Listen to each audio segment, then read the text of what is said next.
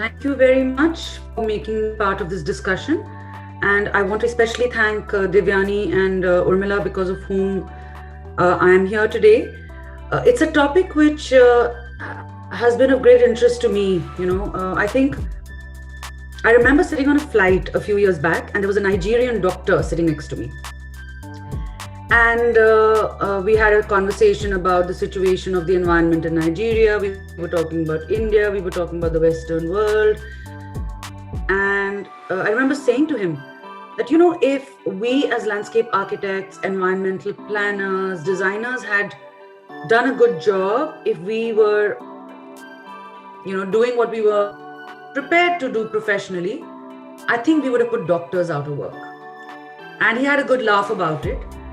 But if I take any of our metropolitan cities in the global south, whether it's in India or the Indian subcontinent or Africa, I find that it's so similar, where we are struggling on so many environmental facets, and through the environmental facets we are then struggling on social facets and socio-public health. It's all very interconnected.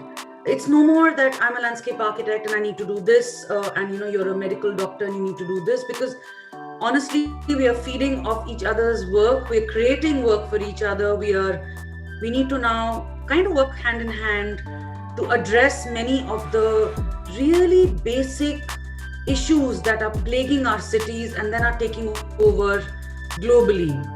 The pandemic is just showing us one aspect of how, not the most positive aspect of how we can unite globally to address issues, very basic local issues. So I have been working for many years as a landscape architect, an environmental planner, as a conservation professional. And I've usually put on the various hats when I'm doing the work. So I keep saying I'm not an expert anymore. I don't have any expertise. I'm a generalist. I'm the general physician. I look at how all the organs are working, how the different systems in the body are working, the circulatory, the nervous, the digestive, and so on and so forth. So I'm looking at a couple of systems these days. And as a landscape architect, these systems come very naturally, right from the time we are taught, we are educated as landscape architects to our becoming practitioners or researchers or whichever, is about land, water, vegetation, and waste. So if we look at the condition in the present, if we look at where we stand today, where we are today, and we do a quick assessment, on any of these systems in our urban landscape. If I look at land, how many cities have grown based on a basic understanding of landforms?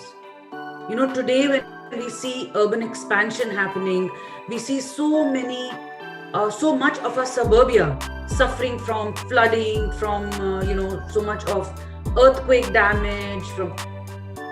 We go back to the basic question that when the city expanded, there were urban villages, there was so much in the peri-urban landscape. Did the city expand with a basic understanding of the land? The same then comes to the water. I find water, I call it my report card. For any project, any development, any civilization, I find water provides the report card. So when Chennai is seeing flooding and water paucity, drought happening in a matter of a few years, you're getting into that vicious cyclic system where the city hasn't understood, or the city hasn't, the people, what is a city? It's made up of people, where the people haven't understood the rhythm of water, the water systems, that abundant water needs to be stored. It needs to look at recharging our aquifers, looking at recharging our groundwater and preventing future drought. When the city hasn't understood these basics, then we're just caught in this vicious cycle. We're not going to get out of it, because the population will keep increasing, development will keep increasing.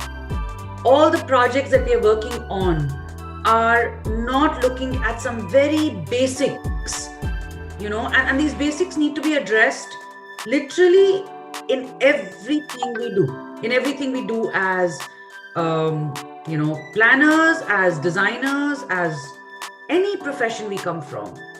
When the basic aim and the journey is in the same direction, we will bring about a change in our basic thinking. So the third aspect that I look at is vegetation. Now, we all know we've done enough studies on vegetation, we've done studies on exotics, we've done studies on high maintenance landscapes, we've done studies on natives, we look at indigenous, we look at indigenized, we look at naturalized, we use all these endemic, we use all these words. Eventually, we know that our globally, we're going to come to a place of food scarcity. We are now talking about food sustainability. How many landscapes, newer landscapes are we creating that are totally focused on food, organic growing, lack of fertilizers, because then that impacts the soils, that impacts the overflow, the runoff, surface runoff on our water systems and the quality of water. So, when you start looking at everything, you're not just looking at one circulatory system. The body is composed of all. So the system has to work, but one system working does not mean that you're alive. The system also has to work with other systems. It's a completely collaborative way of operation that keeps the body healthy, alive, on our feet, then fulfilling whatever journeys we are fulfilling. So in the same way, all of these systems in the landscape have to work, have to be understood by all. And every citizen, not just practitioners of landscape. And the last aspect, which wasn't taught to us really as landscape architects, but I learned a lot about this aspect of waste when I did my undergraduation in physical planning, where we were taught about sanitation, we were taught about stormwater runoffs, we were taught about solid waste disposals, landfill sites. So much water treatments, so much we were taught about all of these infrastructure systems. But I think what we didn't understand then was how the story of waste would become something very major in the way we design our cities, in the way we live our lives, in the way our children are going to inhabit and inherit the planet. Because suddenly, when a few years back, around 7 years back, I was doing some projects which entailed a lot of traveling around India, probably more traveling around India than I've done, either recreationally or as a professional before. We started going to far off corners of the country. We started going to lesser known places. We started going to rural areas and started realizing that waste was really becoming a huge challenge, whether it was a village, whether it was a city, whether it was a neighborhood, a school. It was literally becoming one of the biggest problems that people were not able to see past, or you were living in the waste without understanding that you're really waste and without knowing what to do. And I always say, after traveling across many geographies, living not in India but in other countries, that India, traditional societies like India, like the Indian society, are one of the most sustainable cultures across the world. We sustainability is in our genetic memory. So it's not something that we learn, it's not something we're taught in schools. We are actually inherently sustainable. And a small test of that is that when an Indian person goes shopping and comes back, you'll realize they're not able to let go of the glass bottles. They're not able to let go of so much of plastic that comes. We're always thinking of ways. Can we use that box for something else? Can we store in that box? Can it become something we, put some liquids in and store in the refrigerator? We're always thinking how to reuse something, how to reuse the wrapping paper, and things like that.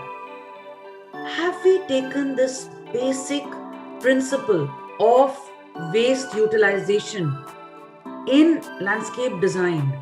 Have we taken this basic idea of waste? Have we thought about how we can use what exists as a resource in creating new infrastructure? There are many, many people across India who are working very hard in this realm. And this realm is the future of our profession. I remember this one incident in 2004. I was driving past, I think it was Kanakpura in Bangalore, on the outskirts of Bangalore then. And I was driving past these, and I've told many, many students this story. I was driving past these hills, and they were little hills, quite complete. And someone had told me that a lot of the stone that we use in our landscape work comes from this region. So I decided to explore a little bit more. So I took the car behind the hills.